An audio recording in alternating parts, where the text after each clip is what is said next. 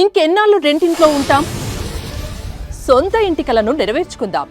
Suman TV biggest property expo October 18, 19 HSCC Novotel Hyderabad. ఇప్పుడే free entry కోసం call చేయండి. నమస్తే రమగారు. నమస్తే జయ. ఏదైనా మంచి కథ చెప్తారండి? పెద్ద కథ చెప్తా. తప్పకుండా. పూర్వం వర్ధమానపురానికి ఒక రాజుగారు ఉండేవారు.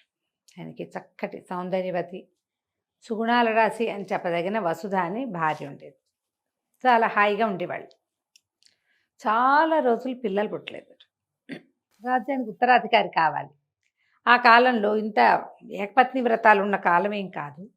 రాజుగారు కొంచెం ప్రీతిగా ఉండేవారు భార్య అంటే. అందరూ ఇంకో పెళ్లి చేసుకోండి అనగా సరే రాణిగారు కూడా మరి సంతానం కలగట్లేదు, ఏం చేస్తాము, ఇంకో పెళ్లి చేసుకోండి అంటూ ఉండేది. సరే ఈయన చూసి ఒక చిన్న సామంతరాజు గారి అంటే చితికిపోయిన సామంతరాజు గారి కూతురు ఒక అమ్మాయిని, కాంతిమతిని పెళ్లి చేసుకున్నారు. కాంతిమతి చాలా బుద్ధిమంతురాలు.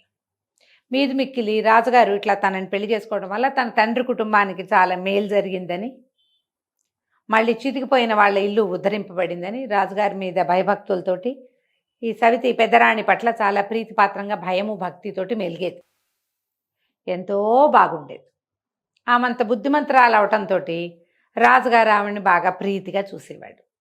మొదట్లో బాగానే ఉంది, రేపొద్దున పిల్లలు పుడతారులే అనుకునేది. ఈ వసుధ పెద్దరాణికి ఒకళ్ళిద్దరు చెలికత్తెలు ఉండేవాళ్ళు. అబ్బాయి ఏం ముద్దు సాగుతోందమ్మా, చిన్న రాజ్యం నుంచి వచ్చినా కూడా, చిన్న కుటుంబం వీళ్ళది అయినా కూడా భలే సాగుతోంది అలా అనేవాళ్ళు. ఈవిడికి మెల్లిగా దీనికి సాగుతోంది అనిపించడం మొదలుపెట్టింది.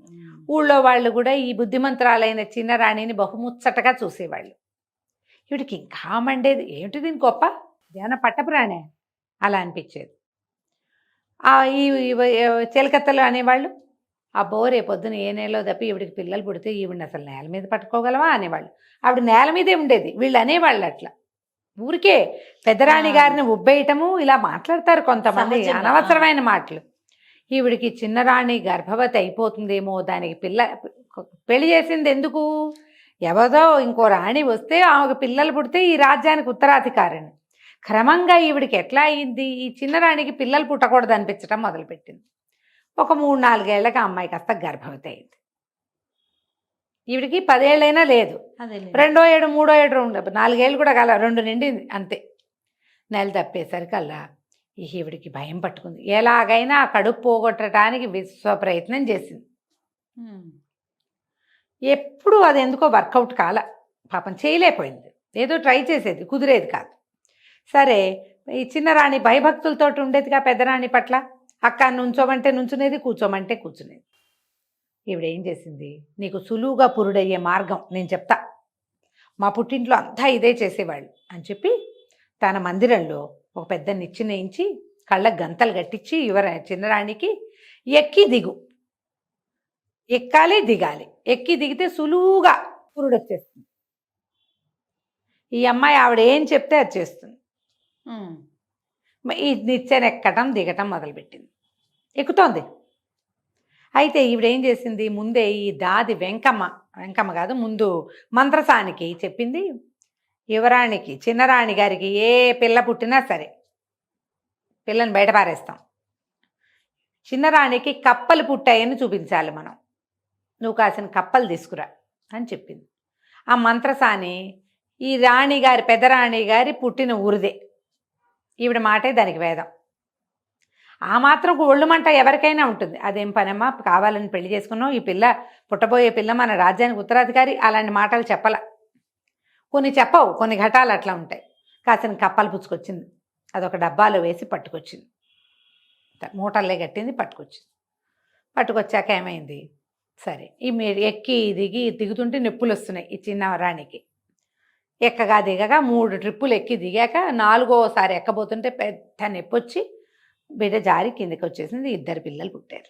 ఏదో బరువు దిగిపోయినట్టు తెలిసింది కానీ ఆ అమ్మాయికి పురుడు వచ్చినట్టు అర్థం కాలేదు. ఎక్కుతోంది, ఆ ఎక్కే కష్టంలో ఈ జారిన కష్టం ఆవిడకి తెలియలే. ఈ మంత్రసాని ఠక్కిన పిల్లలిద్దరినీ పట్టుకుంది, అయిపోయిందని ఏ బొడ్డు కోసేసింది. 2 ఆడపిల్ల ఒకటి, మగపిల్లాడు ఒకటి. మరుక్షణం చెలికత్తెలు దింపేశారు చిన్నరాణిని. తెంపేయంగానే ఈవిడ ఏం చేసింది, ఆ మంచం మీద పడుకోబెట్టి ఆ మంచం మీద ఇన్ని కప్పల్ని ఆ సంచిలో మూట కట్టుకొచ్చింది కదా, డబ్బాల పోసి మూట కట్టి పోసేసింది. తర్వాత వీళ్ళకి ఒక ముసలి దాది ఒకటి ఉంది ఈ అంతఃపురంలో, దాని పేరు వెంకప్ప. ఆ వెంకప్పకిచ్చి ఈ పిల్లలిద్దరిని పాతి పెట్టేయమని పంపించారు. వెంకప్ప పిల్లలిద్దరిని మోసుకెళ్ళిపోయింది. ఇది సరిగ్గా చీకటిగా కను చీకటి పడుతున్న సమయంలో జరిగింది. ఈ ఎగశ్వాస వచ్చేసింది ఈ పిల్లకి, ఈ చిన్న రాణికి.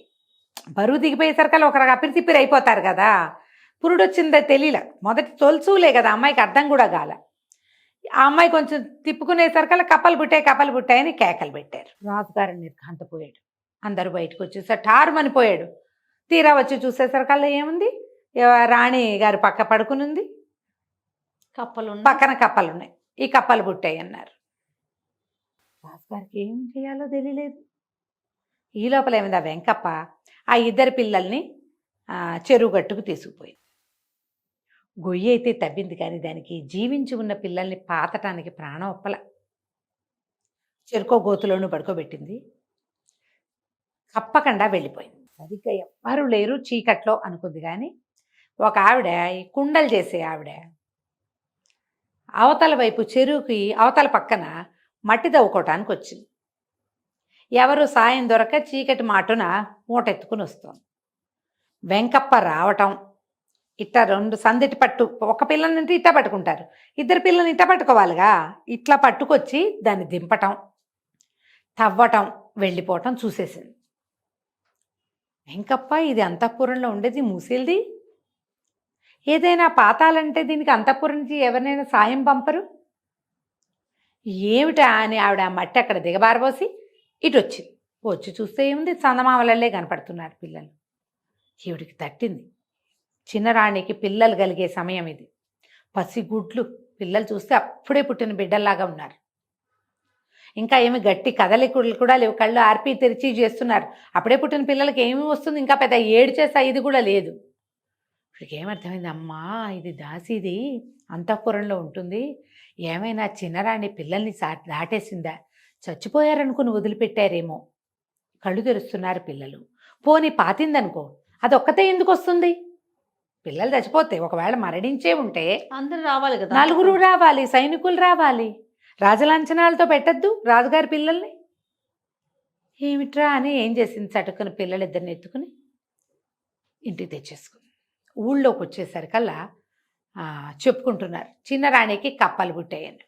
అర్థమైంది, ఆహా ఏదో జరిగిందిరా, అందుకనే ఇట్లా చేశారు. ఇవిడ పరమ నిశ్శబ్దంగా పిల్లల్ని ఇంట్లోకి తెచ్చేసుకుంది. ఆ చుట్టుపక్కలంతా దాన్ని ఆవిడకి కావాల్సిన వాళ్ళే ఉన్నారు, ఎవ్వరికీ చెప్పాల. ఈరోజే అంటే ఏదైనా ఆలోచిస్తారు. 5-6 రోజుల తర్వాత పిల్లలు దొరికినట్టు వార్త బయటకు వదిలిపెట్టింది. మరి ఇప్పుడు అందిస్తే ఏం చేస్తారో వాళ్ళు, కనీసం బతికుంటారు కదా.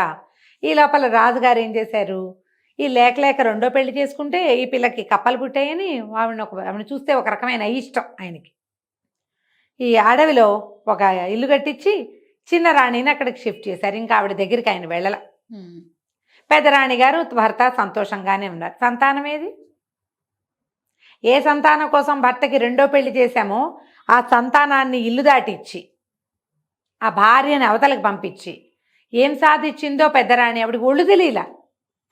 చుట్టుపక్కల ఉన్న వాళ్ళైనా ఇది పొరపాటు తప్పు అని చెప్పలేదు, చెప్పరు కదా జయ ఎవరు. అసలు నువ్వు చేసేది పొరపాటు అని అసలు ఎప్పుడైనా వింటామా మనం, చాలా తక్కువ వింటామండి. అలా చెప్పినా తీసుకోరు రమ్మగారు, అలా చెప్పిన వాళ్ళని దూరం పెడతారు, తీసుకోరు. ఆ వెంకప్పో ఎవరో ఒకళ్ళు ఇలా రాణిని బయట పెడితే పీకొత్తరిచ్చేస్తారని భయపడి భయం.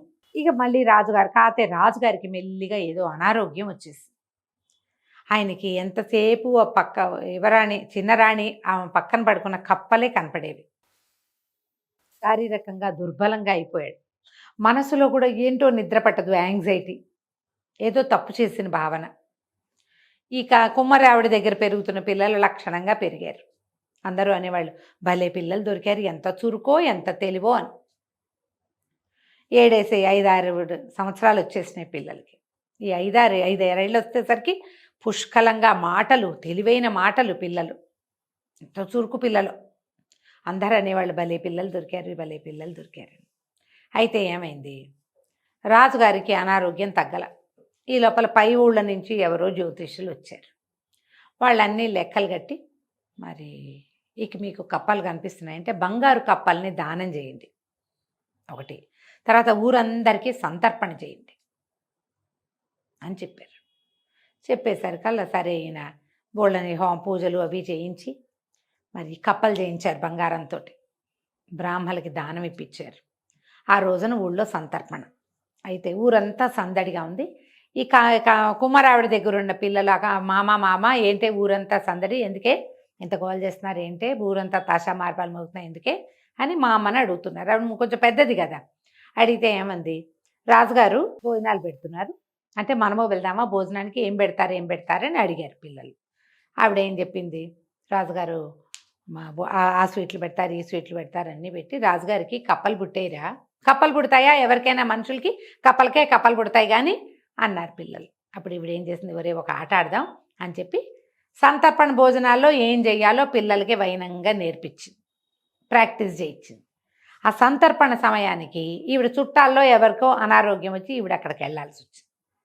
పిల్లలిద్దరికీ ఒరే నాయన నేను అక్కడికి వెళ్తున్నాను, సంతర్పణ భోజనానికి మాత్రం వెళ్ళండి, నేను చెప్పినట్టు చెయ్యండి అనేసరికి సరేనన్నారు. పిల్లలు కూడా సంతర్పణకి వెళ్ళారు. భోజనాలు అందరికీ పెడుతున్నారు లైన్గా. ఈ పిల్లలిద్దరి దగ్గర, ఆడపిల్ల దగ్గర ఒక ఆడబొమ్మ, మగపిల్లడి దగ్గర ఒక మగబొమ్మ ఉన్నాయి. వీళ్ళిద్దరూ చెరుకో విస్తర్లో కూర్చొని బొమ్మలు రెండింటినీ చెరుకో విస్తర్ దగ్గర కూర్చోబెట్టారు. మా బొమ్మకు విస్తరేయండి అంటే చిన్నపిల్లలుగా నవ్వుతూ వేశారు. పిల్లలిద్దరూ అటు ఇటు కూర్చుని మధ్యలో 2 బొమ్మలకి 2 విస్తళ్ళు వేయించారు. విస్తరంటే ఇంత ప్లేస్ అవుతుందా, పిల్లల్ని జరగమంటే అదేంటి మా బొమ్మలు తినద్దా అంటారు. వీళ్ళతో ఎవరు వచ్చారంటే పెద్దవాళ్ళు ఎవరూ లేరు. అక్కడి నుంచి వడ్డన మొదలుపెట్టారు. బొమ్మల దగ్గర ఖాళీ విస్తళ్ళు ఉంటే పిల్లలు ఒప్పుకోలే, మా బొమ్మలకు కూడా విస్తట్లో వడ్డించాల్సిందే. అయితే ఇంతలో ఏమైంది, భోజనాలు జరుగుతున్నాయి, సంతర్పణ అవుతోంది. రాజుగారు సంతర్పణని పర్యవేక్షణ చేస్తున్నాడు. అటు ఇటు తిరుగుతూ ఇటువైపు వచ్చాడు. ఈ లోపల అక్కడికి వచ్చిన వాళ్ళు ఎవరు, బొమ్మలు ఏం తింటాయా అదా ఇదా అని కేకలేస్తున్నారు. ఎందుకు తినవు, తింటాయి మా బొమ్మలు, లడ్డు పెట్టండి, మా బొమ్మలు పులిహార పెట్టండి, చేగోడీలు పెట్టండి, చక్కిలాలు పెట్టండి అని పిల్లలు గోల. ఈ పిల్లల గొంతులు కొంచెం కీచుమంటాయి కదా చిన్న పిల్లలవి, ఇద్దరు గొంతులు పెంచుకుని అరుస్తున్నారు. ఈ మాట్లాడే వాళ్ళ మాటలు సందట్లో ఏమిటి అని రాజుగారు ఆరాధీయటానికి వచ్చాడు. వచ్చేసరికల్లా ఆయన నవ్వుతూ పిల్లల్ని చూసరికి ఆయనకు ముద్దొచ్చింది. చక్కగా ఉన్నారు చిలకలల్లే. నాయన బొమ్మలు అన్నాలు తింటాయా అంటే ఎందుకు తినవండి, చక్కగా తింటాయి, మా బొమ్మలు ఎప్పుడూ అన్నం తింటూనే ఉన్నాయి, పెట్టించండి అంటే బొమ్మలు అన్నం తినవు నాయన. ఎందుకు తినవండి, మనుషులకు కప్పలు పుట్టట్లా, మనుషులకు కప్పలు ఎట్లా పుడతారో బొమ్మల అన్నాలు అట్లాగే తింటాయి ఆనంగానే రాజుగారికి మెరుపు కొట్టినట్టు అయిపోయింది. నిజం, మనుషుల కప్పలు ఎట్లా పుడతాయి అంటే పసిపిల్లలు చెప్పే వరకు కూడా ఆయనకు ఆలోచన రాలా. ఇక నిర్ఘాంతపోయాడు. నిజమే ఆ మాట. నాయన ఎవరు మీరు ఏమిటి అని అడిగితే మేము కుమారావిడ పిల్లలం అన్నారు. ఉసూరు అనిపించింది. 5-6 ఏళ్ల క్రితం రాణిని కప్పలు పుట్టాయినే కదా తీసుకెళ్ళి అక్కడెక్కడో పెట్టాం. ఈయన ఈ భోజనాల హడావిడ వదిలిపెట్టి పరిగెత్తుకుంటూ రాణిని తెచ్చుకున్నాడు, చిన్న రాణిని. ఆవిడకి ఆ రోజు ఏం జరిగిందో చెప్పే అవకాశం కూడా ఇవ్వలేదు. ఈ పిల్లలు ఎవరి దగ్గర ఉన్నారో ఆవిడని, ఎవరి పిల్లలో ఆవిడని పిలవండి అన్నాడు. కుమ్మరావిడ వచ్చింది. కుమ్మరావిడిని అడిగాడు, మీ పిల్లలు ఇంత తెలివిగా ఉన్నారంటే, ఎందుకుంటారు మహాప్రభు, రాచబిడ్డలు, వెంకప్ప పాతి పెడుతుంటే తీసుకున్నాను నేను. మా పితమా కుమ్మరి వాళ్ళ పిల్లలకైతే ఇన్ని తెలివితేటలు మట్టి తొక్కే తెలివితేటలే ఉంటాయి. లోకజ్ఞానం రాచపుటకి సహజంగా ఉంటుంది, మీకు లోపించింది కానీ మీ బిడ్డల్లో లోపించలేదు అది. ఆ రోజు రాత్రి వెంకప్ప ఇక్కడ పాతి పెడుతుంటేనే నేను తీసుకున్నాను, మీరు వెంకప్పని పట్టుకోండి. వెంకప్పని పిలిచారు. ఆవిడ లబోదిబోమని ఏడ్చింది. మంత్రసాని రాణిగారు అప్పచెప్పారు. మంత్రసానిని పట్టుకున్నారు. రాణిగారికి కవల పిల్లలు పుట్టారు, ఒక ఆడపిల్ల ఒక మగ పిల్లవాడు. నిచ్చెన మీద నుంచి జారుతుంటే పట్టుకున్నాను అని చెప్పి. పురుడు నిచ్చెన మీద ఎందుకు అయ్యింది అని అడిగాడు రాజు. అడిగితే నిచ్చెన ఎక్కిచ్చారు. నిండు గర్భిణిని నిచ్చెనెక్కితేనే పురుడు సులువు అవుతుందని నమ్మించి, నీ మాట నమ్మితే ఆ నిచ్చెన ఎక్కించి ఆమె ఒక బిడ్డనైనా దక్కనివ్వలేదుగా. అంతే. ఇహ చిన్న రాణిని అక్కడి నుంచి తెచ్చి పెద్ద రాణిని అక్కడ పంపించారు. ఈ పిల్లలిద్దరిని ఇంట్లో పెట్టుకున్నారు. తన పిల్లల్ని రక్షించినందుకు కుమారావిడ శాశ్వతంగా ఆవిడ మరణం వరకు రాజకుటుంబంతో పాటే ఉంది. ఆలోచించరు మనుషులు. ముందే ఎందుకు మెరుపు కొట్టలేదు ఆయనకి? ఇలా ఎలా జరిగింది? అసలు పురుడు ఎట్లా వచ్చిందో కూడా కనుక్కోవాలి. చిన్న రాణికి ఆసరా లేదు కాబట్టి పెద్ద రాణిదే రాజ్యం. కథ కంచికి మనం ఇంటికి. బాగుంది రమ్మగారు. నమస్తే. నమస్తే జయ.